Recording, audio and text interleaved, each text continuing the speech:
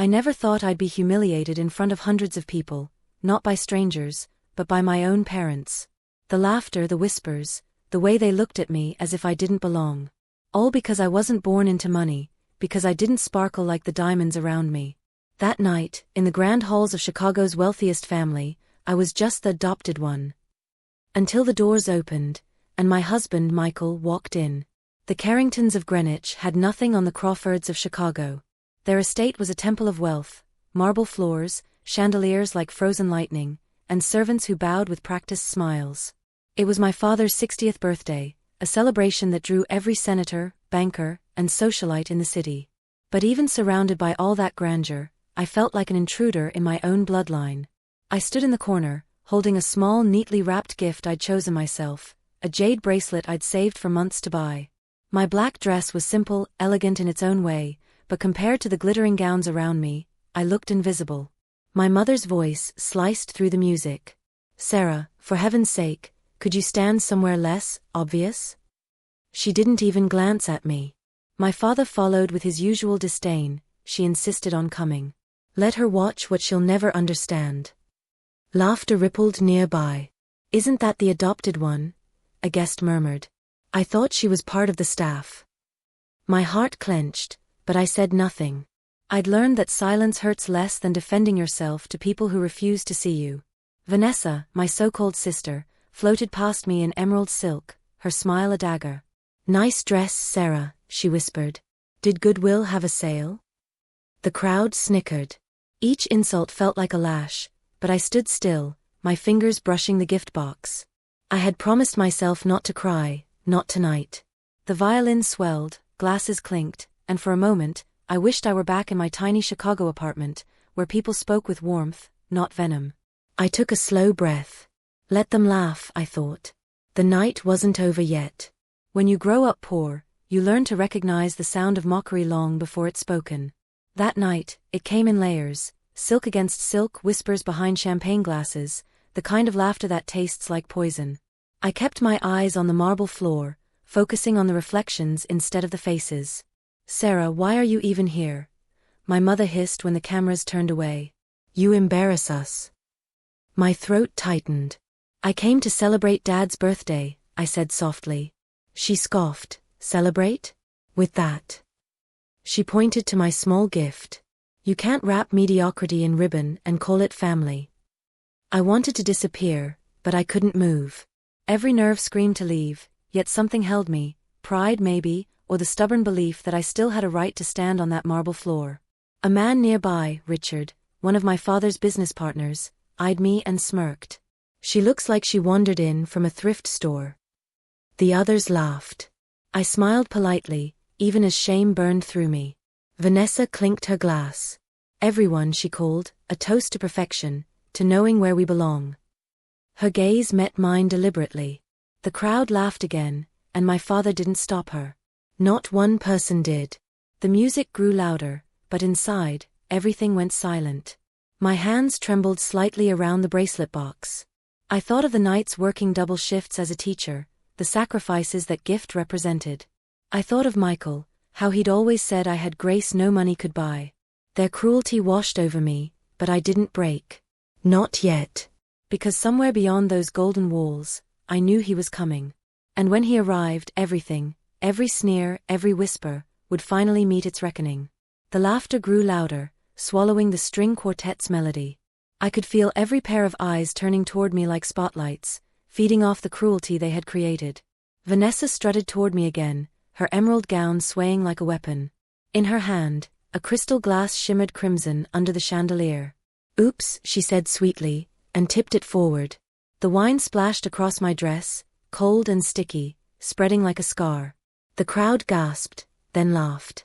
"Careful," she added with a smirk, "you wouldn't want to stain that bargain masterpiece." My mother didn't move to stop her. My father chuckled softly, as if this humiliation were a parlor game. Every word, every stare, pressed down like iron. For a heartbeat, I couldn't breathe.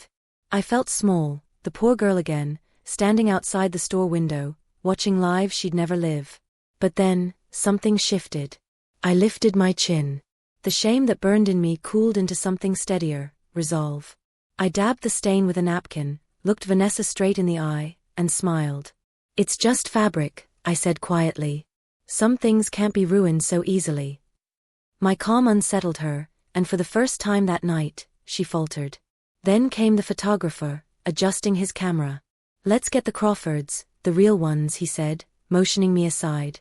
The words sliced deeper than any laughter. I stepped back, pressing the gift box against my chest. That jade bracelet was the only thing anchoring me to myself. The room seemed to pulse with disdain. Their world, polished, perfect, heartless, pressed in like a wall. But deep inside, a whisper grew louder. "Hold on, Sarah. He's coming." Michael always kept his word.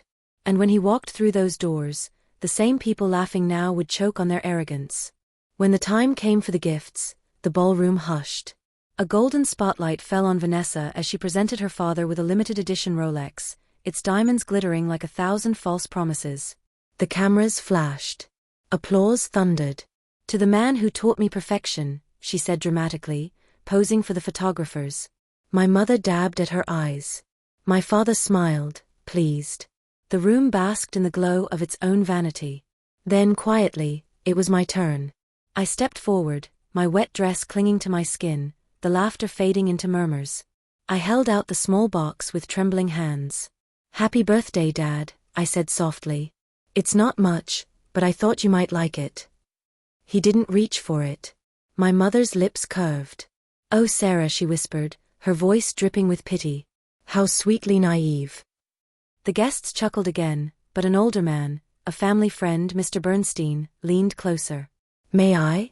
he asked. He lifted the bracelet gently, his eyes widening. The crowd fell silent as he turned it in the light. "This isn't just jade," he murmured. "This piece is ancient, Burmese, consecrated, priceless." Gasps rippled through the room. Vanessa's smile cracked. My father blinked, uncertain. My mother looked pale. For the first time, no one laughed. I stood there, my heartbeat steady, my gaze calm. "It was in a small antique shop," I said softly.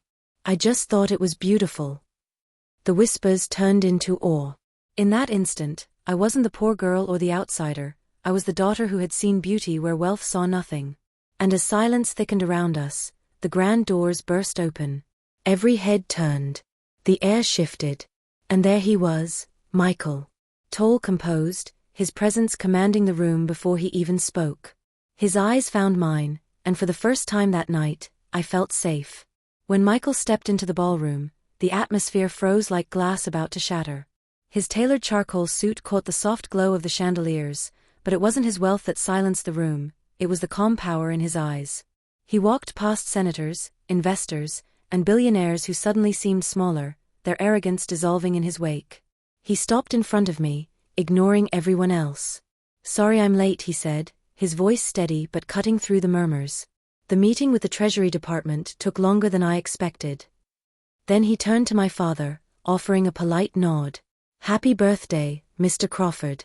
I wouldn't miss it, after all, it's my wife's family."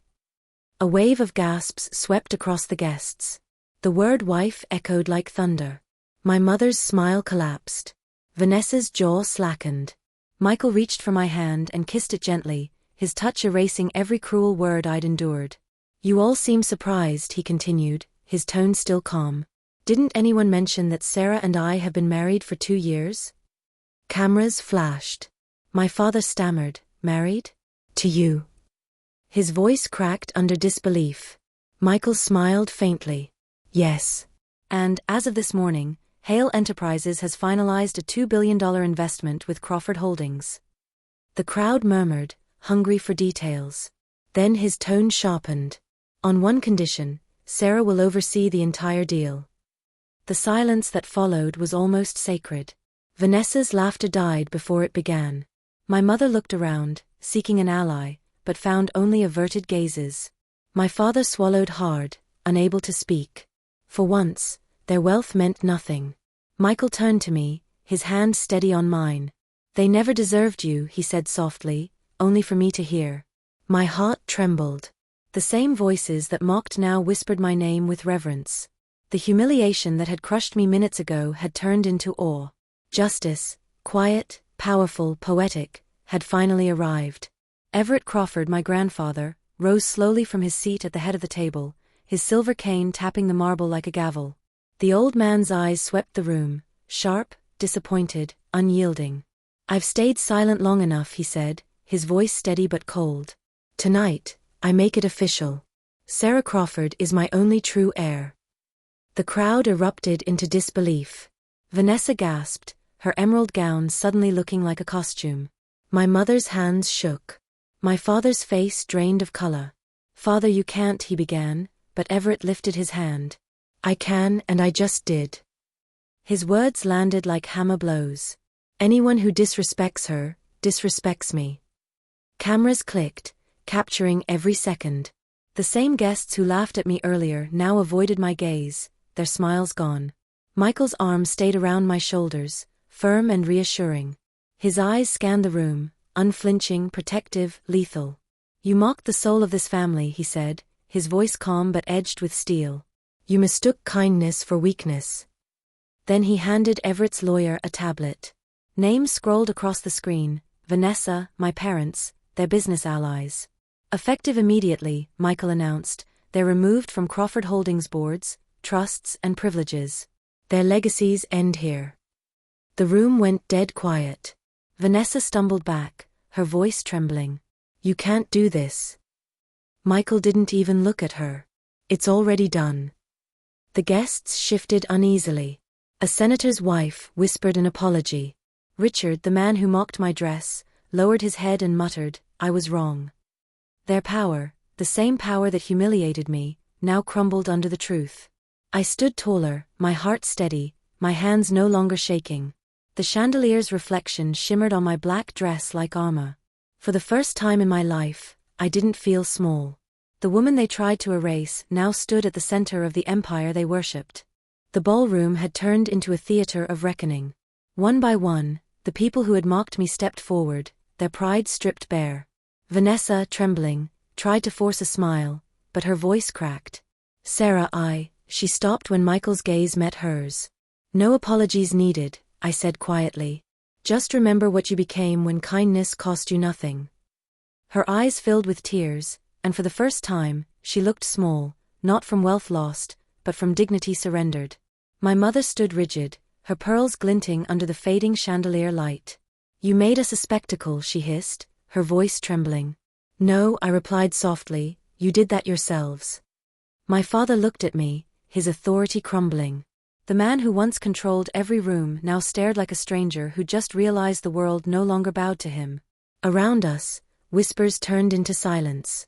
The guests who once laughed now couldn't meet my eyes. Their empires might still stand, but in this room, their arrogance had no currency left. Everett's voice broke the hush. "Let this night be remembered, the day truth outweighed legacy." Michael took my hand, pride radiating from him like warmth. "Ready to go home?" he asked. I nodded. As we stepped out of that golden cage, the doors closing behind us, I didn't feel like the poor girl they tried to break. I felt like the woman I was always meant to be, whole, seen, and finally free. Chicago's skyline shimmered outside our penthouse window, its lights reflecting on the glass like scattered stars. The city that once ignored me now felt like home, not because of wealth or power, but because I'd earned peace. I spent my days teaching again, mentoring girls who believed they weren't enough. Every lesson, every word carried a promise: you are not defined by the world's cruelty, but by your own quiet strength. The Crawfords faded from headlines, their empire shrinking with every rumor of scandal and regret. But I never rejoiced in their fall. Some victories are too deep for celebration. One evening, Michael handed me the jade bracelet. "Still the most precious thing I've ever seen," he said. I smiled. "It's not the bracelet," I whispered. "It's what it survived." They once called me the lost daughter. But in truth, they were the ones who lost themselves. And as I looked out over Chicago, I realized, being underestimated was the greatest gift I'd ever received. It taught me how to rise. This is my story of triumph. Do you think I handled it correctly? If you were in my shoes, what would you have done? Share your thoughts in the comments. I can't wait to hear your perspective. Don't forget to smash that like button and subscribe to Memorable Stories and Overcoming, where we share inspiring stories of triumph and justice every single day.